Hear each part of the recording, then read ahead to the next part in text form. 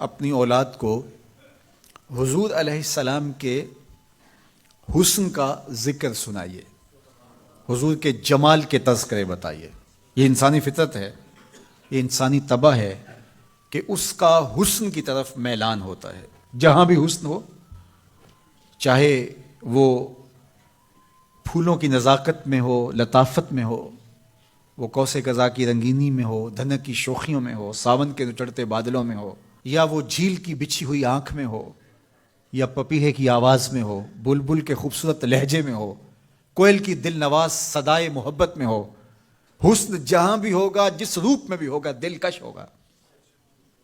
تو جب یہ طے ہے کہ انسان طبعاً حسن کی طرف مائل ہوتا ہے، تو حضرت اقبال کہتے ہیں کہ پھر اس کو اس کا ذکر سناؤ اور اس کے حسن کی بات سناؤ، جہاں حسن بھی پانی بھرتا ہے، عشق بھی غلامی کرتا ہے۔ حضور کے حسن کا ذکر سناؤ۔ مکھ چند بدرشا متھے چمک دی لاٹ نورانی ہے، کالی زلف تے اکھ مخمور رکھی ہن مد بھریاں۔ کائنات میں بڑے سونے ہوں گے، بڑے جمیل اور حسین، مہوش اور خوبصورت ہوں گے، لیکن جو جمال اللہ نے آمنہ کے لال کو دیا وہ انہی کو ہی دیا ہے۔ لکھاں آئے لوک زمانے تے محبوب خدا جیا کوئی نہیں، لکھاں آئے لوک زمانے تے محبوب خدا جیا، لکھاں سونے بن بن بہندے نے او دی خاکے پا جیا کوئی نہیں، او دی خاکے پا جیا۔ جو حسن ان کے پاؤں کے ناخن میں رکھا ہے، جو حسن ان کی ایڑی میں رکھا ہے، اللہ اکبر، جو حسن ان کے تلووں سے نکلنے والی گرد میں رکھا ہے، ان کے نالین کے جوڑوں سے نکلنے والی دھول میں رکھا ہے، وہ کہکشاؤں میں بھی نہیں ہے۔ جس کے تلووں کا دھون ہے آب حیات، جس کے تلووں کا دھون آب حیات ہے، وہ جان مسیحا ہمارا نبی۔ اللہ اکبر۔ حضرت میمونہ بنت کردم رضی اللہ تعالی عنہ صحابیہ ہیں، فرماتی مجھے شوق ہوا حضور کو دیکھنے کا، تو میں اپنے باپ کے ساتھ حضور کو دیکھنے آئی، اور حضور ناقہ پہ سوار تھے، چہرے کی چمک کہ آنکھ نہیں اٹھتی تھی، کہاں ہمت کے اس جمال کی تابشوں کی تاب لا سکیں۔ تو کہا میرے میں ہمت نہ پڑی کہ جمال روح محمد کا نظارہ کروں، تو میری نظر ادب سے اور جلووں کے وفور سے جھک گئی، تو میں حضور کا چہرہ تو نہ دیکھ پائی، لیکن حضور سواری پہ بیٹھے تھے تو میری نظر حضور کے مبارک قدموں پہ پڑی۔ فما نسیتو فیما نسیتو طولا اسباہو، فرماتے ہیں کہ حضور کی مبارک انگلی کی لمبائی اور اس کا جمال، اس کا اعتدال، اس کا حسن، فرمایا مدتیں گزر گئیں، ابھی تک وہ سحر اترتا ہی نہیں ہے، ابھی تک وہ نشہ ہی نہیں اترا۔ کہا چہرے کو تو نہیں دیکھ سکی، لیکن میں حضور کی مبارک پاؤں کی ایک انگلی کی زیارت کی ہے، اور میری نظر بس وہیں پڑی، اور ایک لمحے کے لیے پڑی، اور دوبارہ دیکھنے کی تاب بھی نہیں ہوئی، لیکن حضور کی انگلی کا وہ جمال اب تک میرے خیالوں میں بسا ہوا ہے۔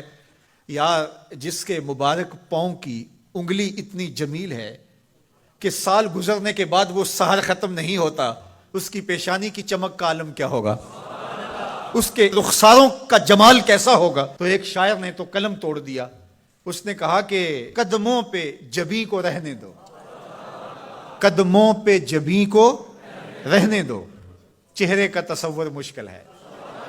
ذرا غور کیجئے، یہ میمونہ بنت کردم کی کہانی ہے، شاعر کی زبانی میمونہ بنت کردم کی کہانی، اور آپ کی سماعتوں کو چمک دے رہی ہے اور میری زبان کو لطافت بخش رہی ہے۔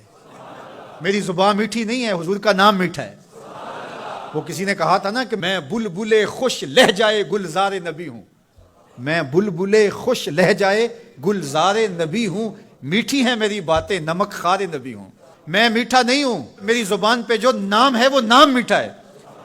آپ کی سماعتوں میں رس گھل رہا ہے تو یہ نام محمد کی برکت ہے، اور روح کو تازگی مل رہی ہے، فرحت مل رہی ہے۔ ابھی شعر مکمل ہوگا تو آپ بے چین ہو جائیں گے، اندر بوٹی مشک مچایا اتے جاں پھلاں تے آئی ہوں، خوشبو پھیل جائے گی اندر۔ سنیے لفظ، میمونہ بنت کردم کہتی ہیں کہ میں اس جمال کو ابھی تک بھول نہیں سکی، وہ نشہ ابھی تک اترا نہیں ہے، وہ حسن ابھی تک نگاہوں سے ہٹا نہیں ہے۔ سال گزر گئے، مدتیں بیت گئیں، ابھی تک انگلی کا جمال نگاہوں کے سامنے ہے۔ تو شاعر کا تصور دیکھیے، وہ کہتا ہے کہ قدموں پہ جبیں کو رہنے دو، قدموں پہ جبیں کو رہنے دو، چہرے کا تصور مشکل ہے، چہرے کا تصور، جب چاند سے بڑھ کر ایڑی ہے رخسار کا عالم کیا ہوگا۔ جب چاند سے بڑھ کر ایڑی ہے رخسار کا عالم کیا ہوگا. تو اپنی اولاد کو حضور کی محبت سکھاؤ, انہیں حضور کا حسن بیان کرو. مجھے بتاؤ کہ میں حضور کے حسن کا ایک واقعہ سنایا ہے, آپ کی روح پرواز کر رہی ہے کہ نہیں؟ حضور کی محبت کا لیول بلند ہوا کہ نہیں ہوا؟ اور یہ ابھی حضور کی مبارک انگلی کا حسن تھا, ابھی رخ منور کا تذکرہ نہیں چھڑا, ابھی پیشانی کی کہانی نہیں چھڑی, ابھی تو لب لالی کی بات نہیں ہوئی, ابھی تو زلف عنبری کی کہانی نہیں چھڑی, ابھی تو ان کی مبارک آنکھوں کی بات ہی نہیں ہوئی. کیا خوب سجن دیاں اکھیاں نے, کیا خوب سجن دیاں اکھیاں نے, جی میں پر کے سرائیاں رکھیاں نے. ابھی تو ان آنکھوں کا تذکرہ نہیں چھڑا اور مازاق کے کجلوں کی کہانی نہیں چھڑی, ابھی تو ابروؤں کی بات نہیں ہوئی, ابھی تو لامبی پلکوں کا تذکرہ نہیں چھڑا, ابھی تو ید اللہ والے ہاتھوں کی بات ہی نہیں ہوئی, ابھی تو علم نشرہ کے سینے کا تذکرہ ہی نہیں ہوا, ابھی تو حضور کی مبارک زلفوں کے خم جن کو خدا بھی حمیم کہے, ابھی تو اس کی کہانی نہیں چھڑی, ابھی تو پاؤں کی انگلی کی بات ہے اور روح رقص کر رہی ہے. تو جب آپ اپنی اولاد کو حضور کے چہرے کا ذکر کریں گے, حضور کے جمال کی کہانی سنائیں گے, تو ان کے سینے میں حضور کا پیار پیدا ہوگا یا نہیں ہوگا؟